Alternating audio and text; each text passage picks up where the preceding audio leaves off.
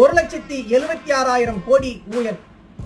தனது வழக்கில் தானே வாதாடி தடைகளை உடைத்தெறிந்து எதிரிகளின் முகத்தில் கரியை பூசி 2G அலைக்கற்றை ஒதுக்கீட்டில் முறைகேடு நடந்திருப்பதாக தொடரப்பட்ட வழக்கிலிருந்து முன்னாள் மத்திய அமைச்சர், நீலகிரி நாடாளுமன்ற உறுப்பினர், திமுகவின் துணை பொதுச் செயலாளர் ராசா அவர்கள் விடுதலை பெற்று கம்பீரமாக திமுக மீது சுமத்தப்பட்ட பழி சொல்லுக்கு முடிவு கட்டினார்.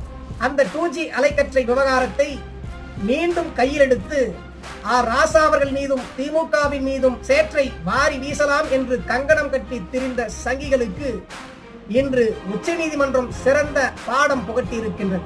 2G தீர்ப்பை மறு ஆய்வு செய்ய கோரிய மோடி அரசின் மனுவை இத்தனை வருடங்கள் கழித்து எக்காரணமுமின்றி மனுவை ஏற்க வேண்டிய அவசியம் இல்லை என கூறி நிராகரித்து